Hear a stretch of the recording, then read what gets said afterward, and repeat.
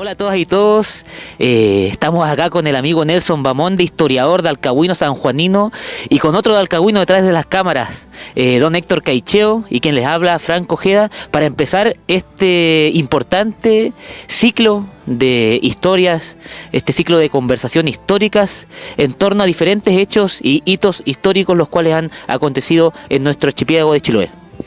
Así es, Franco, gracias a la producción de Chiloé Rural estamos dando inicio a una serie de programas que le vamos a llamar La Patria Chica, microhistorias del archipiélago, para hablar de estas historias de las comunidades que son parte de la gran historia. Estamos acá en Changuitá, así que cuéntanos, ¿cómo partimos?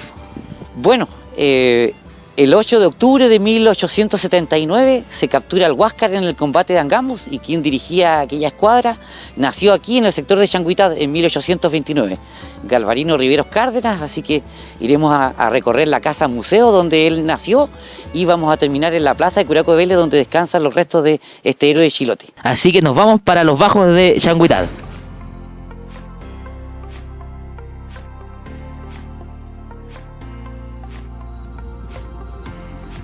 Nos encontramos acá ya en Changuitá, en el borde costero, ¿no es cierto? Y como mencionaste, Nelson, hace un rato, el 8 de octubre, 144 años de lo que fue el combate naval de Angamos, donde tuvo como protagonista el contraalmirante y además hijo ilustre de Curaco de Vélez, Galvarino Riveros. Háblanos un poco respecto de su persona, cómo nació, dónde nació, cómo vivió y todos esos detalles. Sí, bueno, muchos detalles de la niñez, la infancia de Galvarino Riveros no se conocen, pero sí podemos comentar que Galvarino Riveros Cárdenas nació en este sector, en Changuitá, hacia el mes de diciembre de 1829. Era hijo de don Juan Antonio Cárdenas, capitán del Ejército Patriota, que se casa con una chilota que también era hija a su vez de un teniente coronel del ejército realista. Recordemos que Chiloé se había incorporado a la República apenas hacía 3 años antes, en 1826. Sabemos que lo bautizan en Valdivia por las labores militares que desarrollaba su padre, y que pasa su infancia aquí, en las tierras de su abuelo materno, don José Saturnino Álvarez. ¿Y qué significa, no es cierto, esta estructura, esta infraestructura y también este busto que vemos ahí al lado de nuestra bandera? Mira, buen apunte. El año 1979, cuando se cumplen 100 años del combate de Angamos, por instancias de vecinos, de la Marina y también del municipio local, se levanta esta casa réplica del almirante Galvarino Riveros Cárdenas, y se erige también el busto, que es muy similar al que se encuentra en la plaza de Curaco de Vélez, y bueno, pasa a ser visita obligada todos los años cuando se conmemora cada 8 de octubre el combate de Angamos, que aquí en Curaco de Vélez, en la tierra natal de Galvarino Riveros, es un evento bien extraordinario porque participa toda la comunidad, todas las organizaciones, hay desfile, hay convivencia, hay una serie de actividades que hoy día siguen siendo importantes para la comuna de Curaco de Vélez, pero que hasta hace unas décadas atrás, el 8 de octubre era una fiesta nacional. Era un hito que se festejaba en todo el territorio patrio. Vamos directamente a lo que fue el hecho, lo que fue el combate naval de Angamos. Cuéntanos un poco, también a modo de información, cuál es el contexto en el cual se genera este conflicto bélico. Bueno, digamos primero que era capitán de navío hacia 1879 Galvarino Riveros, después de haber desarrollado una brillante carrera militar naval. Había dirigido diversos buques de la escuadra chilena, había navegado hacia distintas partes del mundo, había ejercido funciones también de gobierno, y hacia el mes de septiembre de 1879 ya llevábamos 5 meses de conflicto de la Guerra del Pacífico, lo que había significado una serie de inconvenientes para el Estado chileno, que tenía que afrontar no solamente los gastos de una guerra, sino que además una serie de reveses militares producto de las acciones del Huáscar y del almirante Grau. Un detalle también mencionar que Galvarino Riveros también fue director de la Escuela Naval y conoció muy de cerca a lo que se le llamó el curso de los héroes, donde estaba Arturo Prat, ¿no es cierto? Mucho más joven que él. ¿Quién más podríamos mencionar? Yo te decía que tuvo una brillante carrera militar porque ocupó diversos cargos, entre otros director de la Escuela Naval. A finales de la década de 1850, bajo el gobierno de Manuel Montt. Y allí efectivamente estuvo Juan José Latorre, Carlos Conde, Arturo Prat, quienes también tuvieron su bautismo de fuego en la guerra contra España en 1865. Recordemos que aquí cerca de Pargua se libró en aquel tiempo lo que fue el combate naval de Aptao, justamente allí en la actual comuna de Calbuco, aguas del canal Chayagüe. Pero bueno, volvamos a la Guerra del Pacífico. Todos recuerdan, ¿cierto?, estos episodios del 21 de mayo, donde el Huáscar hunde a la corbeta Esmeralda, y donde la Covadonga también vence a la fragata Independencia, que era el navío más poderoso que tenía el Perú. Sin embargo, en los meses siguientes, el Huáscar realizó correrías por todos los puertos chilenos, apresando transportes con tropas y realizando una serie de perjuicios que impedían que se avanzara positivamente en la guerra. Se sabía que quien dominaba el mar podía hacer desembarcos en cualquier punto de la costa. Y tampoco era seguro avanzar por el desierto, de manera que cuando renuncia William Rebolledo a la comandancia de las escuadras, se nombra a Galvarino Riveros comandante de la escuadra y se diseña junto con el ministro de Guerra, Rafael Sotomayor, un plan para capturar el Huáscar. Y el plan consistía en dividir la escuadra chilena en dos columnas, una columna dirigida por Galvarino Riveros al mando del Blanco Encalada, otra por Juan José Latorre al mando del Cochrane, y perseguir al Huáscar sobre todo de sur a norte. La cual no era una tarea fácil. ¿Por qué? Porque de los navíos el Huáscar era el más veloz. Exacto, las dos fragatas chilenas blindadas, el Huáscar y el Blanco Encalada, que eran los principales buques chilenos, eran más pesados, no se les había hecho mantención, la obra viva estaba cubierta de algas, y eso hacía que anduvieran más lentas, sobre todo el caso del Blanco Encalada. Pero en la amanecida del 8 de octubre, después de varios intentos de capturar el Huáscar, se avistó al Huáscar con la corbeta Unión frente a las costas de Antofagasta, a esa altura, y comenzó la persecución. El Blanco Encalada lo iba persiguiendo y el Huáscar con la Unión tratan de dirigirse hacia el norte, hacia Arica, pero no sabían que el Cochrane con la otra división los estaban esperando un poquito más afuera, y comenzaron a cerrarles el paso. La Unión, que era más rápida, logró escapar y el Huáscar no le quedó otra que afrontar el combate. A eso de las 9 de la mañana comenzó el cañoneo entre el Huáscar y el blindado Cochrane, al que se va a unir posteriormente el Blanco Encalada. Y cerca del mediodía ya de ese 8 de octubre el Huáscar deja de combatir luego de que diversos impactos de ambos blindados chilenos lo dejaron sin dirección, el timón. Hicieron estallar también la torreta blindada donde estaba el almirante Grau con toda su plana mayor, quienes fallecieron. Todavía se discute si se arrió o no se arrió el pabellón del Huáscar. El hecho es que ya no estaban combatiendo cuando fueron abordados. Intentaron hundir el monitor peruano y bueno, fue abordado por infantería de la Armada chilena, quienes impidieron y capturaron a este buque, que hasta el día de hoy se conserva como trofeo de guerra. Conversábamos fuera de cámara de que también la isla de Quinchao era una de las tierras más fértiles en torno a la agricultura. Por allá don Héctor grabó un molino, también era tierra de navegantes. Changuitá, en Changuitá estaba ubicado Puerto Nuevo, que era un foco comercial en la isla de Chiloé. Cuéntanos un poco respecto a eso. Sí, todos estos lugares pequeños y humildes tienen mucha historia. Partemos contando que la playa de Curaco de Vélez siempre ha sido una playa baja.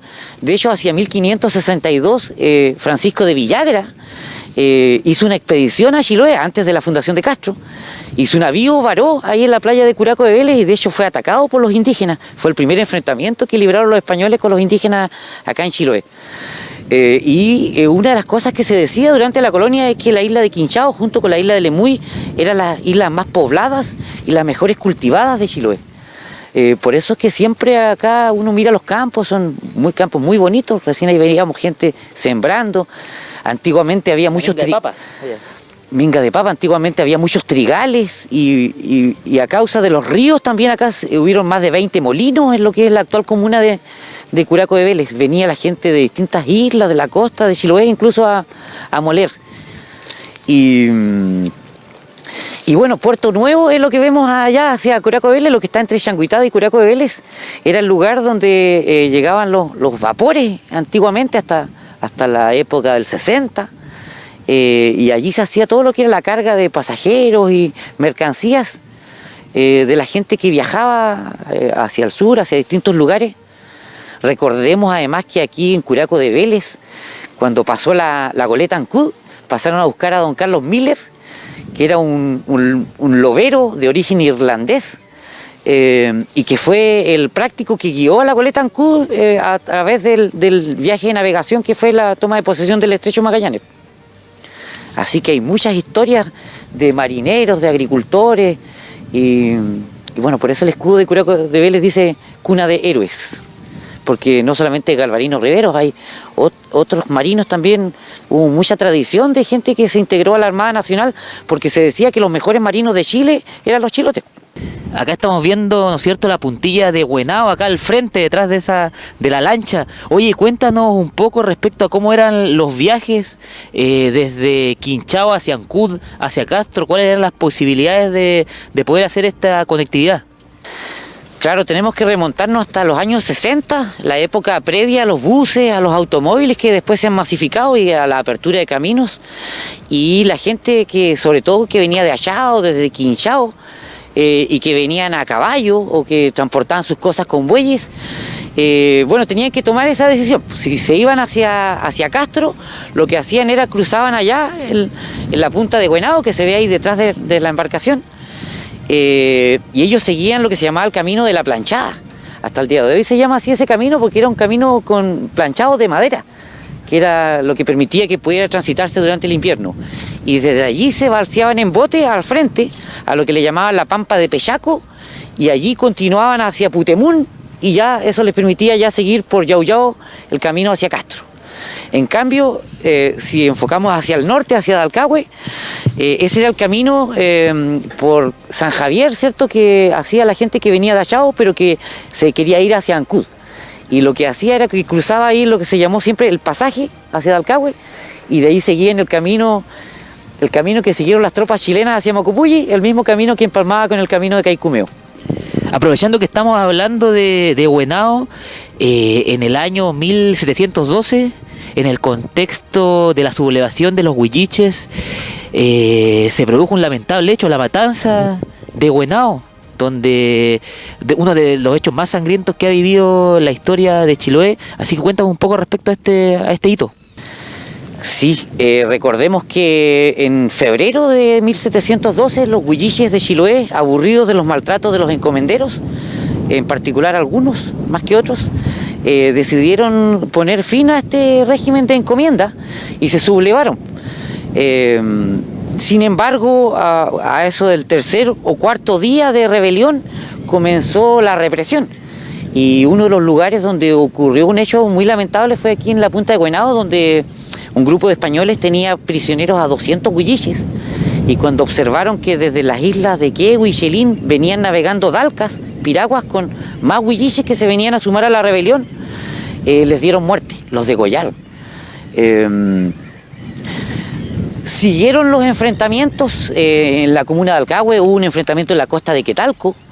Se cuenta, la tradición oral también recuerda que en la playa de Calen también ajusticiaron a algunos huilliches. Y lo que podemos decir es que esa rebelión dejó un saldo de aproximadamente unos 50 españoles muertos y aproximadamente 800 huilliches fallecidos.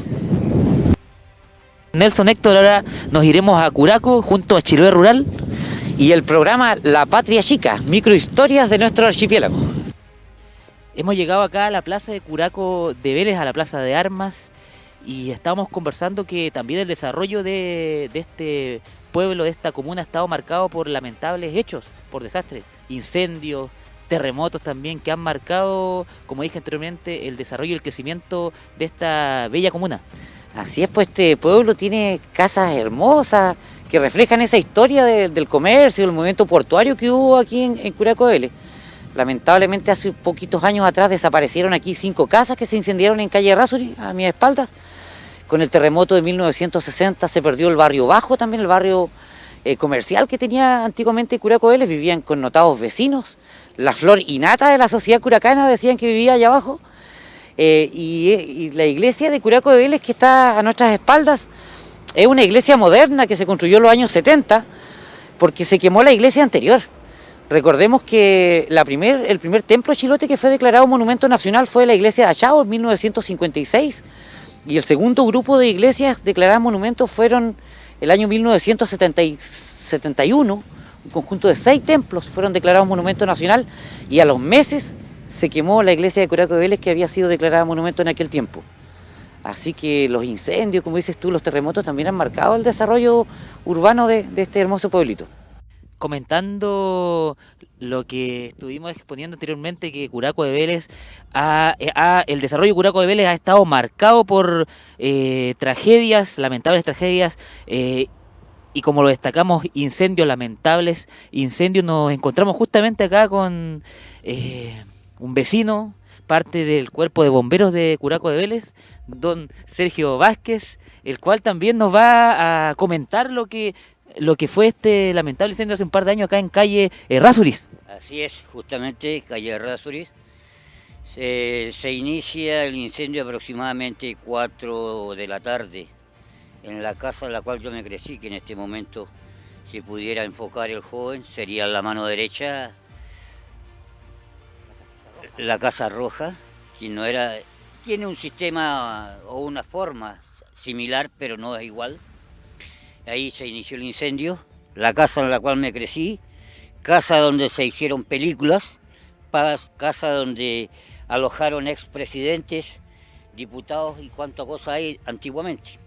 Es así que en esa casa del año 1957 se alojó el que fue posteriormente presidente de la República, don Jorge Alessandro Rodríguez, con su guardaespaldas, don Arturo Godoy. Al frente tenemos la casa que antiguamente se llamó Casa Barría, que posteriormente fue la casa Matas, que se incendió, forma similar pero mucho más pequeña.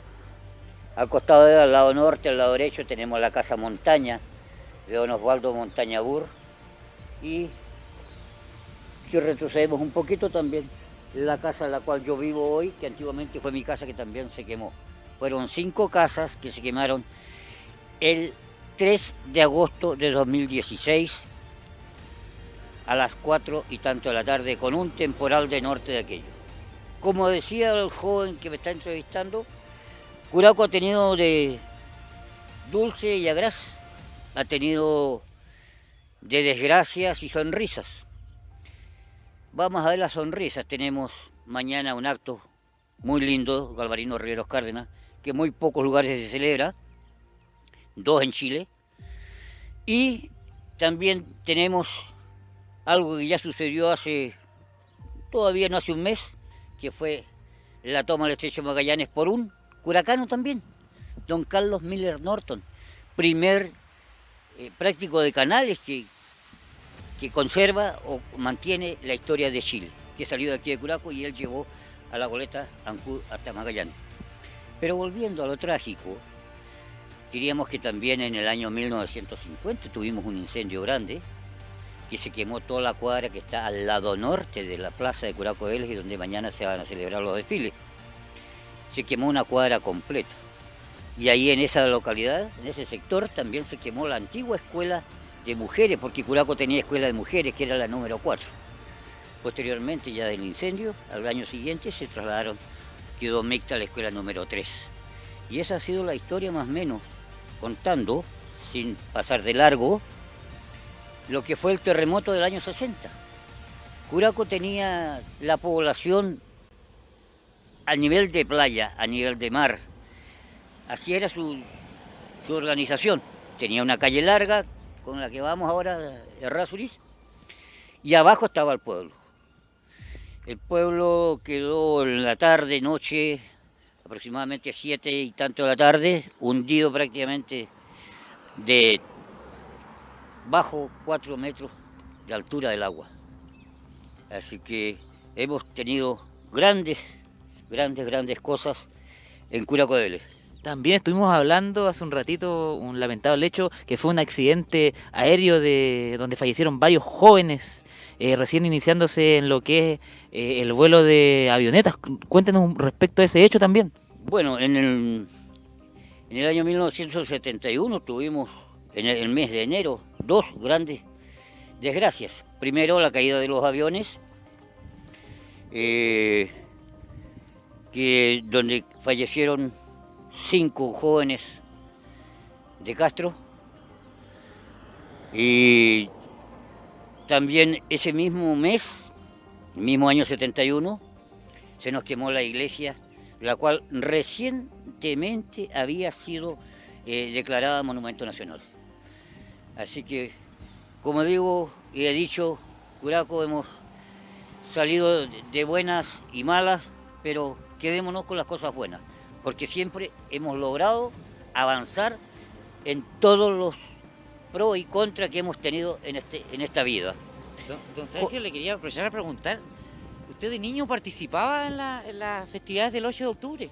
Desde niño participé en las actividades de 8 de octubre, posteriormente ya cuando salí de la actividad del colegio, fui muchos años ya siendo profesor, fui el locutor oficial del 8 de octubre, y así que he participado prácticamente toda una vida de lo que ha sido esta actividad. He vivido muy de cerca lo que es la historia de Galvarino, y he conocido mucho también de la realidad de que muchos desconocen lo que es la historia de Galvarino Rivero aquí en nuestra comuna. Bueno, ¿qué significa Galvarino Riveros para la gente de Curacao de Vélez? Un orgullo. Galvarino Rivero es un orgullo. Galvarino Rivero es el monumento que tenemos, único en Chile. Está aquí en nuestra plaza. Nació en Chacuitá y a los 13 años dice la historia que Galvarino Riveros, embarcándose para irse a la escuela de pilotines, y el mismo día la goleta Ancud pasa a Curacao y sube a Carlos Miller Norton a Punta Arenas. 1843. 1843. Y recién había fallecido su padre y por eso el intendente porque Aldunate lo lleva para Santiago. Un padrino de él lo lleva primero a Valdivia y de ahí a Santiago. Así es. Y ahí desarrolló una brillante carrera naval. Una brillante carrera naval. Incluso también fue rechazado cuando asumió como comandante jefe de la escuadra, porque muchos no conocen la historia de que Galvarino Rivero lo tenían, digámoslo así, hasta cierto punto metidito ahí en los papeles nomás de la gobernación marítima de Valparaíso. Y como no era, él era un católico, y en aquel entonces, perdónenme lo que voy a decir, pero es una realidad, la masonería mandaba en Chile. Gobernaba a los liberales además. Exactamente, entonces no era del gusto de este caballero y lo nombraron comandante para que no existan otras controversias y tiranteses que existían entre los comandantes y contraalmirantes. Así es, pues, y cuando reemplazó a William Rebolleo fue capaz de dirigir operaciones navales como el desembarco de Pisagua. Exactamente. No solamente la captura del Huáscar, también la captura del Huáscar. La caída de Lima también. La caída de Lima, las batallas de Chorrillo Miraflores, que los bombardeó desde... Entonces, hay historia que la historia no cuenta.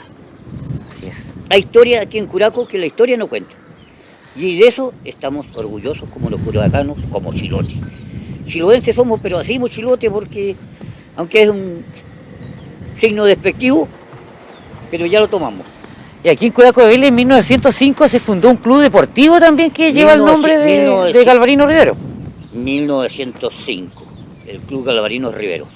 Es uno de los clubes más antiguos que hay en el sur de Chile, del cual fui presidente y jugador. Así es, pues ya hay canciones, hay calles. De todo. Hay un liceo en Castro que se llama Galvarino Riveros. Así es, así es. Así que un orgullo para un Chiloé orgullo para este Chiloé marino. este marino. Es un orgullo para Chiloé. Así que, jóvenes, les agradezco, perdónenme. Tengo que seguir con otras labores.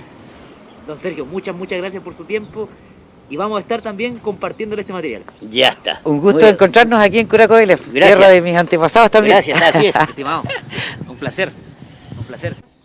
Bueno, para finalizar este programa, estamos acá donde se erigió, donde se levantó el primer monumento a Galvarino Riveros. Cuéntanos, Nelson, un poco cómo nace la construcción y esta iniciativa de levantar este busto de este héroe naval de nuestra república. Mira, don Galvarino Riveros Cárdenas fallece en el año 1892 y es sepultado en Santiago.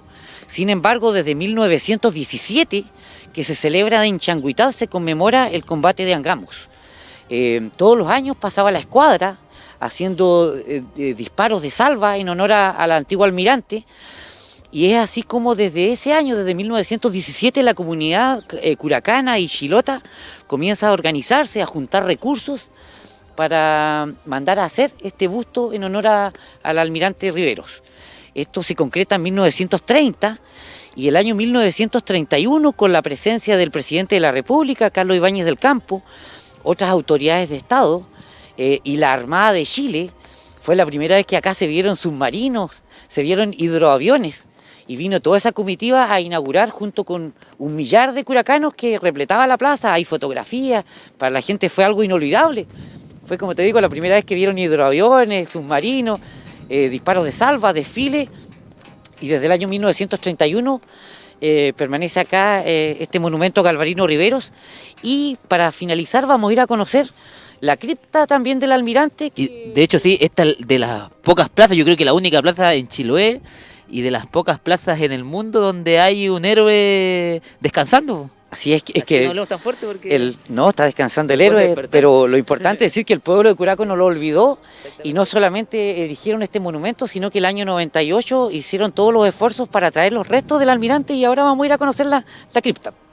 Oye, conversando respecto a los efemérides históricas, el próximo año se cumple el bicentenario de lo que fue la batalla de Mocopuy.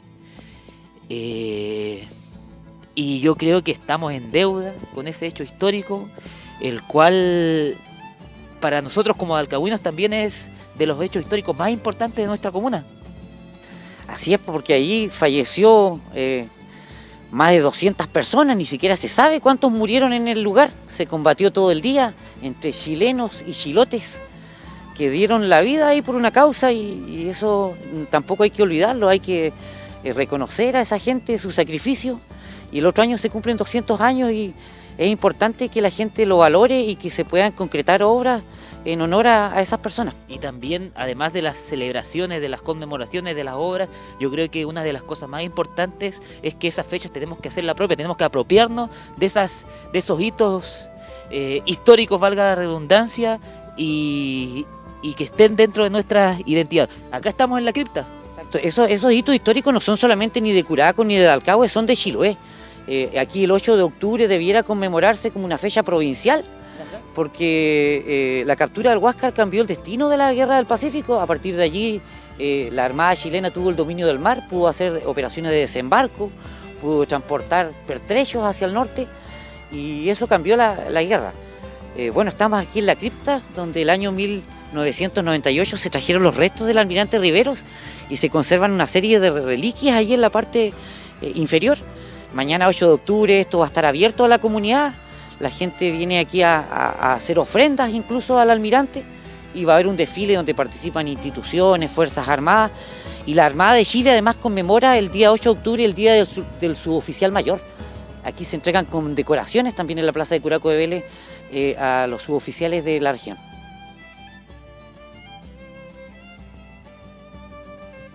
Y desde acá, desde la hermosa costanera, desde las hermosas pasarelas de Curaco de Vélez, nos despedimos Héctor Nelson junto a Chiloé Rural aquí en La Patria Chica, microhistorias de nuestro archipiélago. Gracias por acompañarnos y los invitamos a seguirnos en próximos apasionantes capítulos de nuestra historia local. Chau, chau.